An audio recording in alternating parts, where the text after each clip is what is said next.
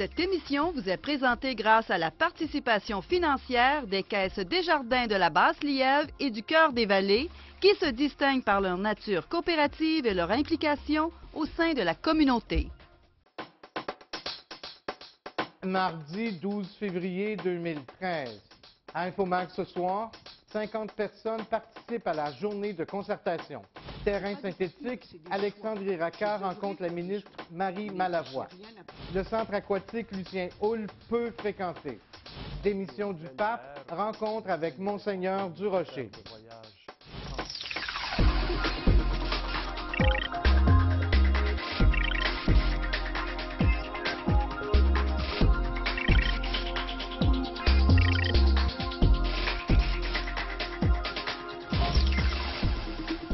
Bonsoir, mesdames, messieurs. Bienvenue à Infomag, votre magazine d'information locale.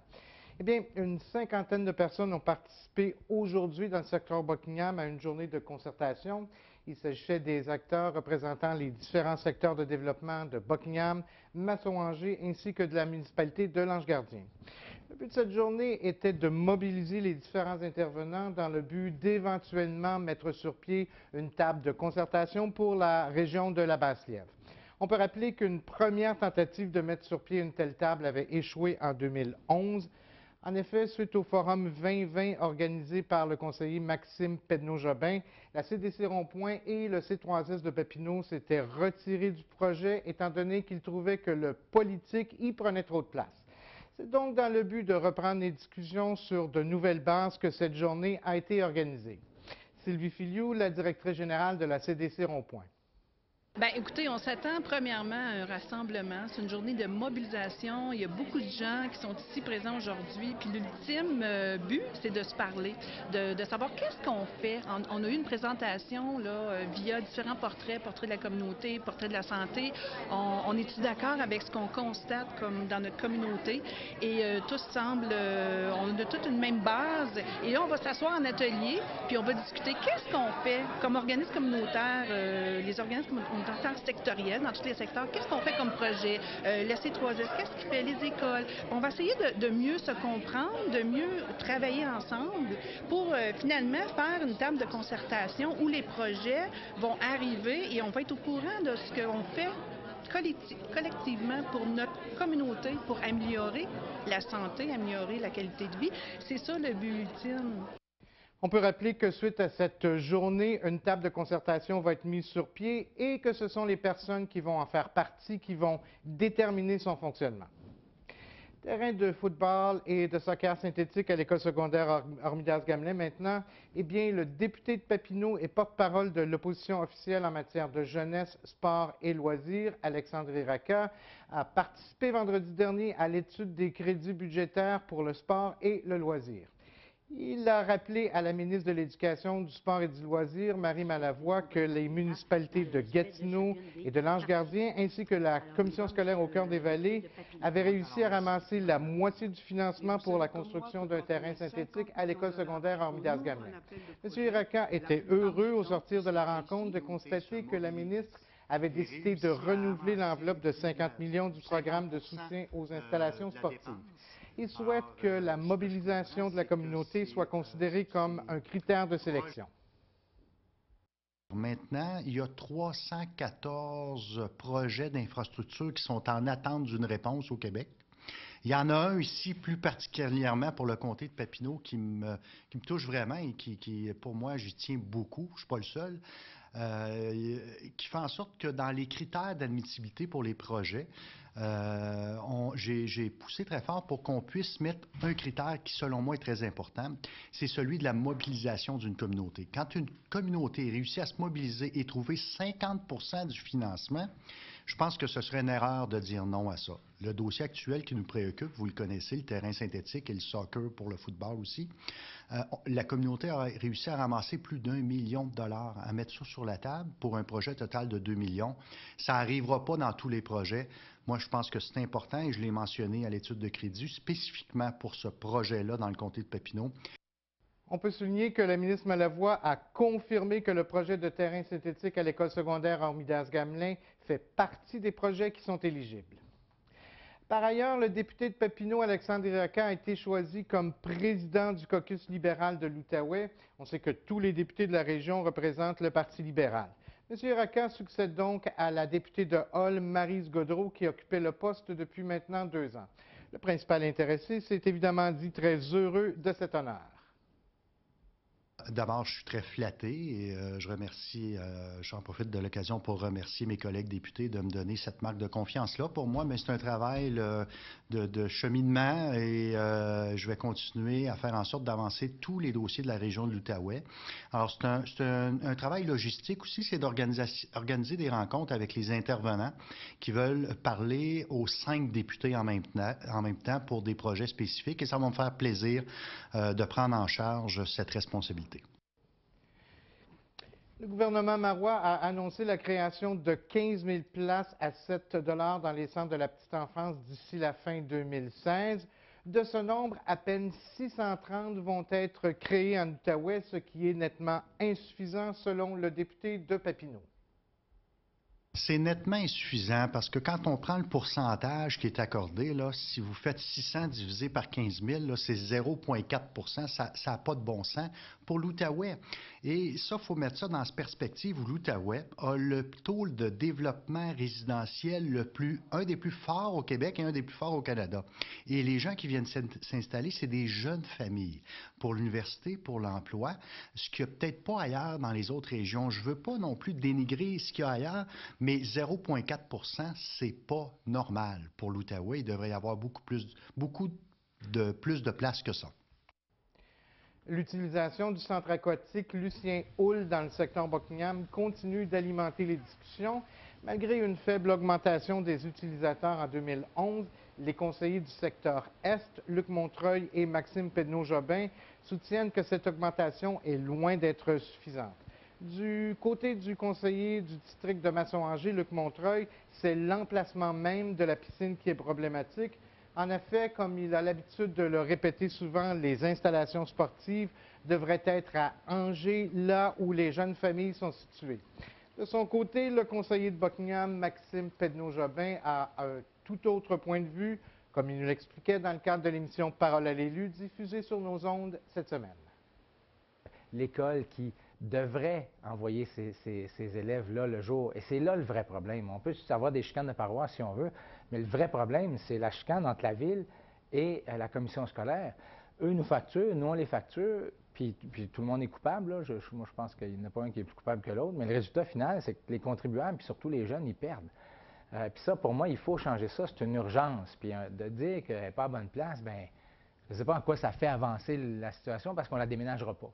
À partir du moment qu'on ne la déménage pas, qu'est-ce qu'on fait pour... Puis M. Montreuil est un de ceux qui est fermé à l'idée de se rapprocher du monde de l'éducation. C'est un de ceux qui dit qu'il faut qu'on les facture, puis il faut qu'on joue ce petit jeu-là qui nous mène à rien. Moi, je trouve que c'est... En fait, le mot scandale n'est pas trop fort quand on parle de notre piscine. Elle a coûté 5 millions, tu utilisais à 30 % puis il n'y a pas de jeunes dedans, puis les jeunes ont besoin de faire d'exercice. Alors, j'aimerais souligner que le conseiller de Masson-Angers, Luc Montreuil, continue de ne pas retourner nos appels pour une entrevue. Près de 300 personnes ont visité la toute première foire des entreprises de l'Outaouais dimanche dernier dans le secteur Angers. Les visiteurs ont eu l'occasion de discuter avec une quarantaine de petits entrepreneurs de la région qui offraient aussi bien des produits de consommation ou de santé que des services comme les assurances ou la comptabilité. L'organisatrice de l'événement, la photographe Tina Matthews, a gagné son pari de présenter la foire dans le secteur Angers. J'étais très heureux que ça soit fait dans le secteur de Angers. Il n'y a pratiquement rien qui se fait dans ce secteur-là. C'est toujours Gatineau, Hull, Elmer. Donc, ça a été un franc succès à ce niveau-là, le fait de développer dans ce coin-là plus que jamais rien. L'appel a été très bon. Les gens aiment ça, de découvrir des nouvelles entreprises, découvrir des nouveaux conseillers, des services et tout ça. Donc, sont très heureux en général là, de comment tout s'est déroulé. C'est certain que suite à ce succès-là, ça m'amène à vouloir faire une prochaine foire pour l'année prochaine. Là, donc, une très grande satisfaction pour moi. Là. On en sait un peu plus sur le premier congrès du Parti Action Gatineau. En effet, le congrès va avoir lieu les 22 et 23 mars prochains dans le secteur Gatineau. On se rappelle que c'est dans le secteur Buckingham en 2012 que la création du parti avait été annoncée. Le parti est devenu officiel le 16 juin dernier. C'est le conseiller de Buckingham, Maxime Pedneau-Jobin, qui agit comme chef intérimaire du parti. Eh bien, c'est lors de ce premier congrès que les membres du parti vont non seulement jeter les bases du programme électoral pour l'élection du 3 novembre prochain, mais également voter pour le chef de la formation politique.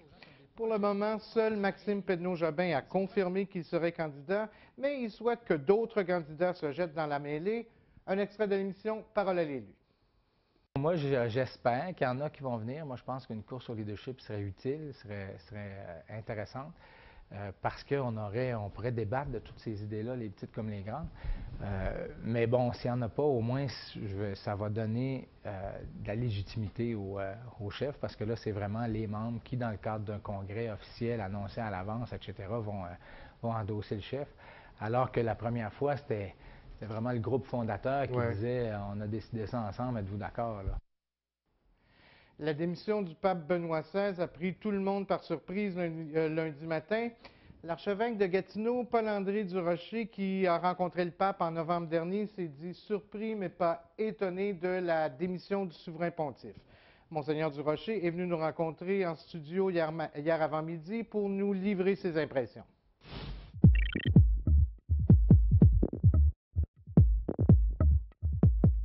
Monseigneur Durocher, d'abord, merci d'avoir accepté de venir nous rencontrer aussi rapidement.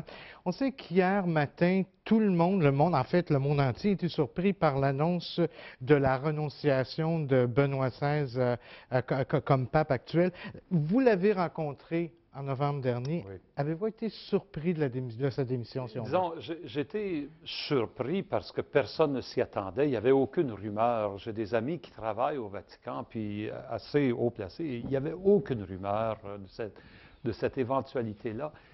Par contre, ce qui m'a frappé quand je l'ai rencontré au mois de novembre, c'était la fragilité grandissante de cet homme-là à cause de son âge. Les mouvements beaucoup plus lents, la voix plus fragile. Hein? Et on voyait que j'avais l'impression que, quoiqu'il était aussi courtois que je ne l'ai jamais connu, même enjoué, il a fait quelques petits jeux de mots avec nous, je sentais que c'était fatigant pour lui, que c'était un effort. Et on sait qu'il coupait beaucoup les rencontres, les audiences privées, etc. C'était signe d'une fatigue grandissante chez lui. D'ailleurs, on a appris, son frère a dit aux nouvelles hier que son médecin lui avait conseillé de ne plus faire de voyage transatlantique. C'est clair que l'âge avançant était rendu pénible pour lui. Dans ce sens-là, je dis que je ne suis pas étonné par sa décision. On sait que ce n'est pas une première en ce qui concerne un pape qui démissionne. Le dernier, par contre, en 1400, et des poussières, là. Donc, c'est vraiment presque un précédent que Benoît XVI a fait. Disons que c'est les cas, il y a eu 2 cas au Moyen-Âge qui sont vraiment sans lien avec la situation présente, sauf que ça indique que dans l'histoire, c'est arrivé. Alors, la possibilité était toujours là, théorique. Si on disait, est-ce que le pape peut? Ben, oui, le pape peut, mais il ne le fait pas. Mais voici un pape lui-même, lorsqu'il était préfet de la Congrégation de la doctrine de la foi, alors que Jean-Paul II vieillissait, il avait parlé de cette possibilité-là, qu'un pape qui se voit incapable d'assumer le ministère aurait la possibilité, même peut-être le devoir, de se retirer. Et c'est ce qu'il a fait. Il a mis en acte cette idée-là. Et c'est peut-être un des gestes les plus révolutionnaires qu'il ait posé durant sa papauté, parce que ce qui n'était considéré que comme une possibilité devient maintenant une réalité. Et j'ai l'impression que dans l'avenir, tous les papes devront se poser la question, est-ce que je suis apte à faire ce qu'on me demande de faire? Et ça va changer la donne d'une façon importante, je pense. Et on sait que Joseph Ratzinger avait été élu comme pape, pas de remplacement, de transition. On voulait dans la continuité de Jean-Paul II. C'est ce que l'on dit, hein, oui. Il était plus âgé déjà, c'est lui qui avait été comme le maître de pensée de Jean-Paul II. Alors, en l'élisant, on assurait une continuité, il n'y a pas de doute. Qu'est-ce qu'on peut garder là, du règne, ou de la papauté de Benoît XVI pendant ces 7 années-là? C'est cette année-là. Je pense qu'il va rester, ça va être ses écrits. C'est un homme qui alliait une grande intelligence à une foi profonde. C'est un homme pour qui c'était important que la foi soit réfléchie, qu'elle rencontre la raison et qu'elle dialogue avec la raison. Pour lui, la dernière chose qu'il voulait, c'était une foi aveugle ou une foi de charbonnier. Il voulait une foi intelligente. Alors, il se posait des grandes questions. Comment je peux dire, c'est des débats de grande philosophie, de grande sociologie. Alors, pas facile à lire, mais je pense qu'on va puiser dans ses écrits pendant des décennies. Il y a des écrits plus simples qui ne sont pas beaucoup connus, ce sont ses homélies. Ces homélies aux messes de Noël, aux messes de Pâques, qui sont des petits bijoux. Je pense que ça aussi, on va découvrir ça. Évidemment, le 29 février prochain, donc Benoît XVI qui ne sera plus pape. Pouvez-vous nous expliquer rapidement le processus qui va se mettre en branle pour lui, évidemment, trouver un successeur? Bon, si je comprends bien, on va suivre le même processus que s'il était mort le 29 février, sauf on sait d'avance la date. Un conclave doit être... Bon, il y a un processus d'interrègne qu'on appelle. Des responsabilités sont toutes clairement établies.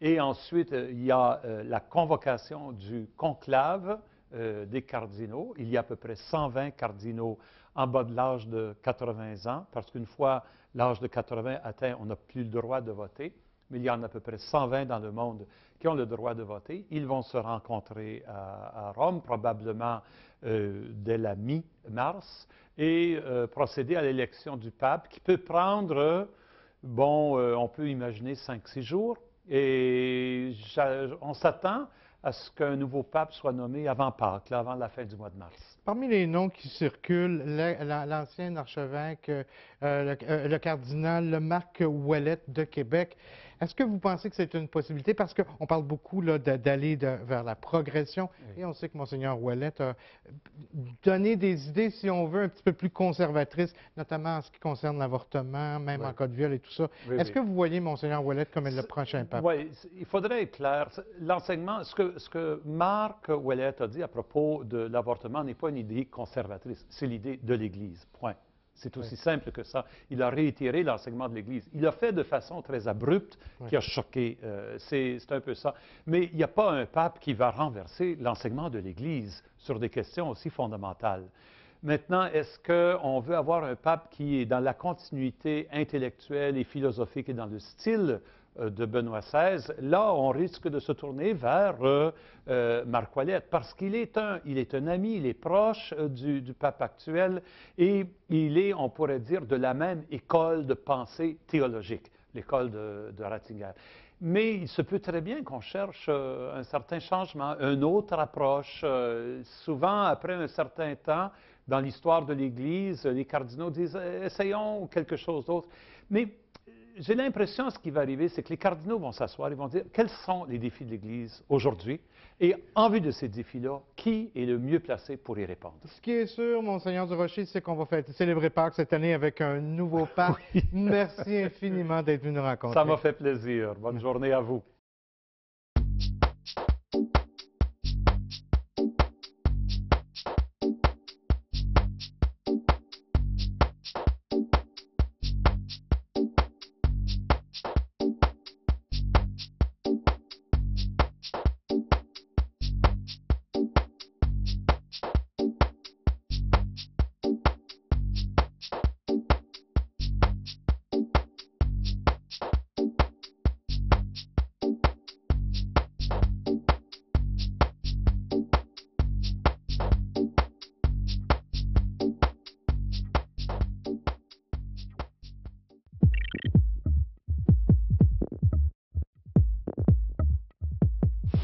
Et pour nous parler art et culture, on reçoit Hugo Parisien.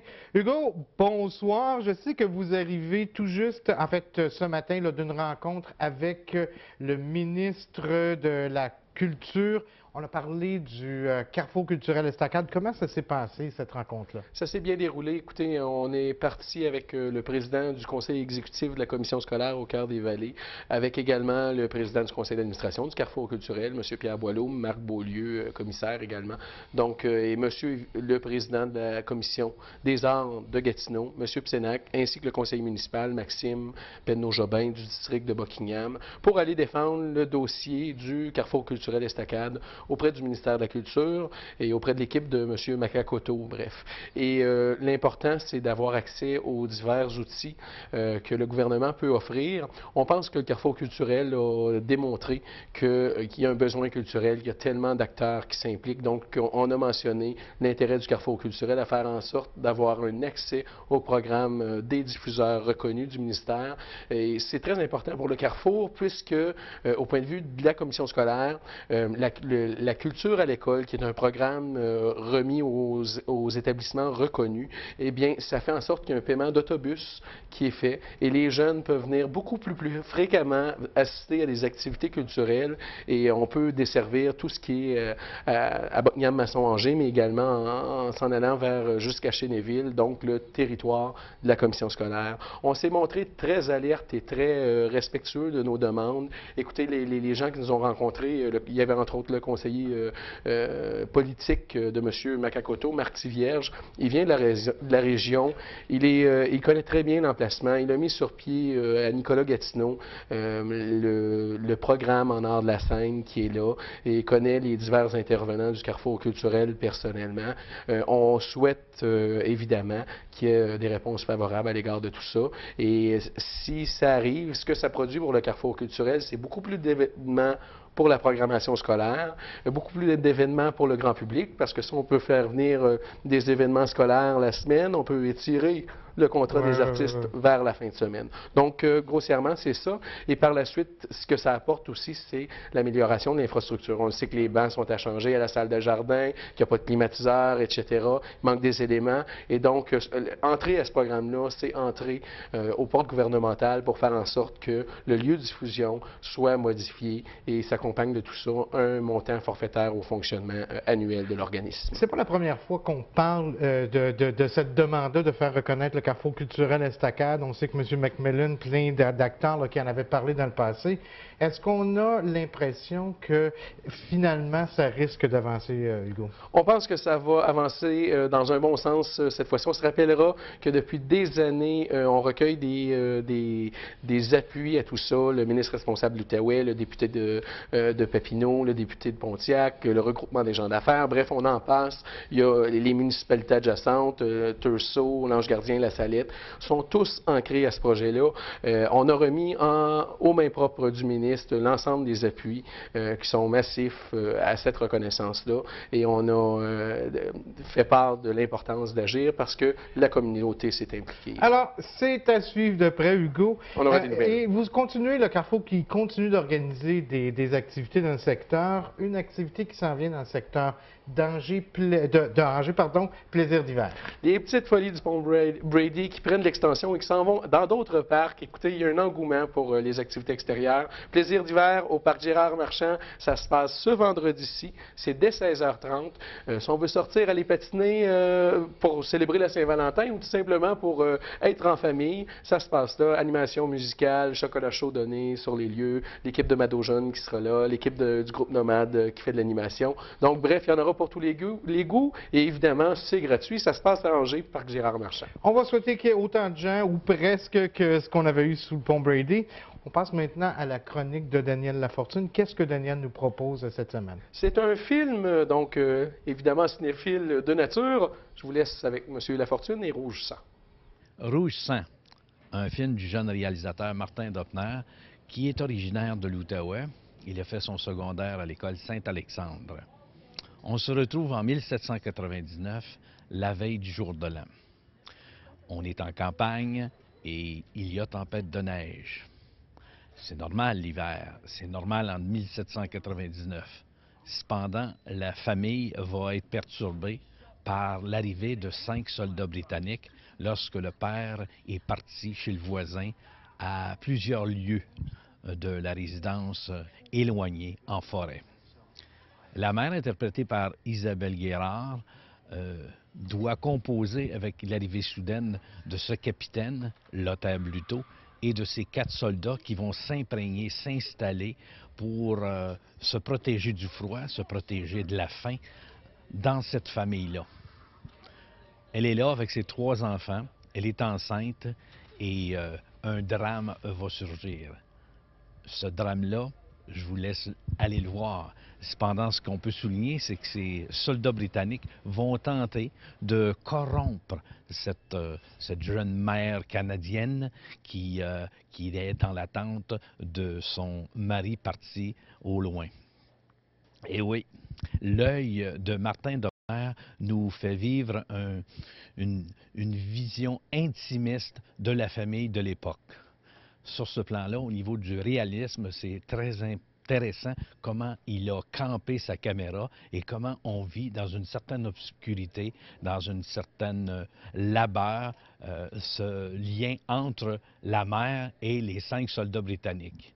Évidemment, des hommes affamés, des hommes qui voient cette femme-là, ont beaucoup de désirs. Le plaisir dans ce film-là, c'est de bien camper sur le plan historique. Le film, cependant, ça se gâte à la fin, puisque le film historique va tomber dans une certaine, je dirais, un certain élan d'horreur.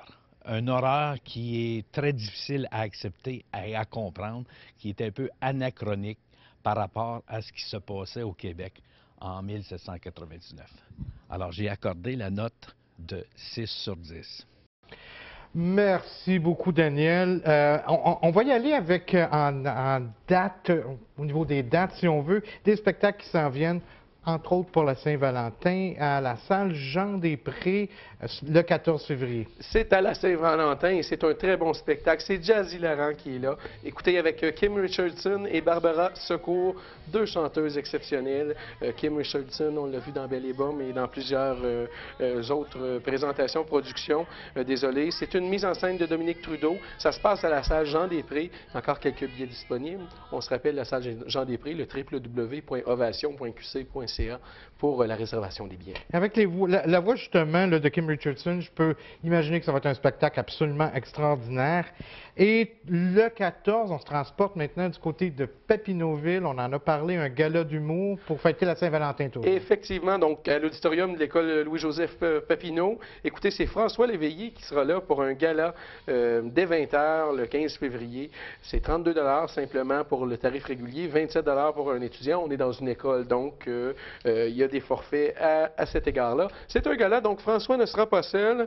Il y aura une première partie qui sera assurée par Mélanie Couture et par la suite, il y aura également l'animation de François Bouliane, Frankie Pants, qu'on le nomme d'une façon courtoise. Donc, c'est une belle soirée, un gala de l'humour pour le 15 février, journée de la Saint-Valentin, 20h à Louis-Joseph Papineau. Et toujours le 15 février, maintenant, on se transporte du côté d'Aylmer à la Bazoche, un spectacle qui nous revient en supplémentaire. En supplémentaire, oui, c'est David Giguère, ICO, le titre de son spectacle, qui aura lieu le 15 février à la Bazoche. En supplémentaire, lancé en janvier 2011, il présente son premier disque intitulé ICO, qui a été enregistré par multi-instrumentisme Pilou et sous l'aile protectrice, évidemment, de Mme Ariane Moffat. Donc, on peut ressentir certaines couleurs d'Ariane, là. Donc, il y a des couleurs électro, folk, pulp et la voix accrocheuse de M. Giguère, évidemment.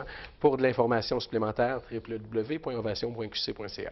On en a parlé il y a quelques semaines, l'Orchestre symphonique qui nous revient avec un autre spectacle, et cette fois-ci en supplémentaire, encore une fois, un hommage à un grand de chez nous qui est disparu l'an dernier. Ça fonctionne très bien pour l'Orchestre symphonique de Gatineau, Michel. L'orchestre attire les foules. Écoutez, il faut faire rapidement parce que le 2/3 des billets de la salle sont déjà vendus pour cette supplémentaire-là.